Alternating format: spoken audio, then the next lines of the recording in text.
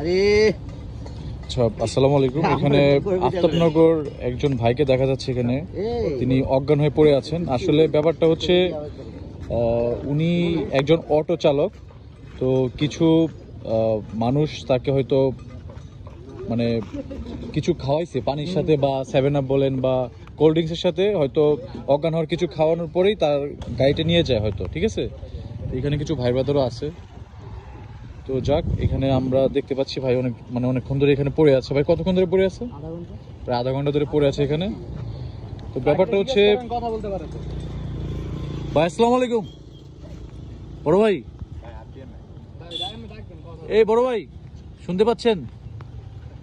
তো ভাই কথা শুনতে পাচ্ছে না। তো উনি একজন অটো চালক। তো যারাই বিশেষ করে অটো চালান, তো একটু সতর্ক থাকবেন। কারো কিছু অচেনা যাত্রী যখন উঠে তখন কিছু খাবেন না, কারণ দেখা যায় ওই খাবারের সাথে কিছু মেশানো থাকে, যেটা খেলে হয়তো আপনার অনেক বড় ক্ষতি হয়ে যেতে পারে, ঠিক আছে।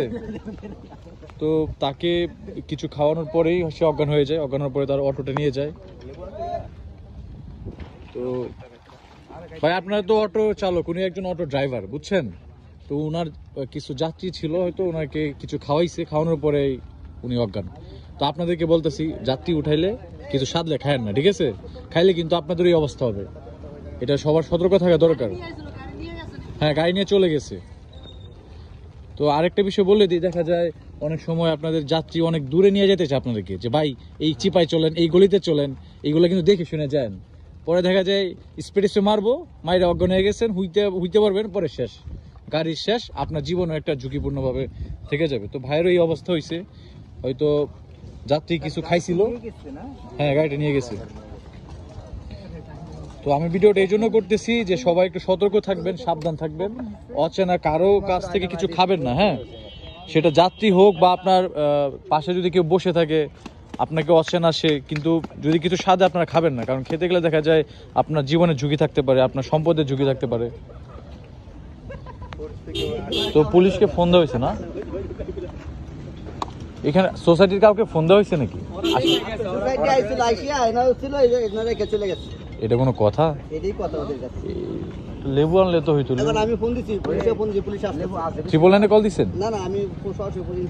আচ্ছা যাক, এখানে একজন ভাই আছে স্থানীয়, উনি ফোন দিয়েছে, আসতেছে পুলিশ। এগুলো আমাদের জন্য রিস্ক। আসলে আমরা যখনই কোথাও যাব বা অচেনা কারো কাছ থেকে কিছু খাবো না।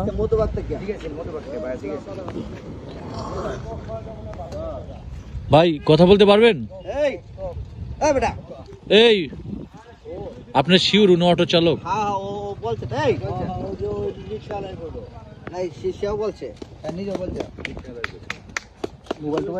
ফোন টোন ফোন টোন ছিল মনে হয়, ওনার ফোন ছিল। দিনে দুপুরে এই অবস্থা করে ফেলছে, চিন্তা করা যায়। তোমার ভাইয়ের মতন লাগতেছে, এমন কিছু দিব না, আপনি ইচ্ছা হয়ে দিয়ে দিবেন। একটা কি অবস্থা দিনে দুপুরে মানুষকে মাইরে নেয় নাকি? তোমার ভাই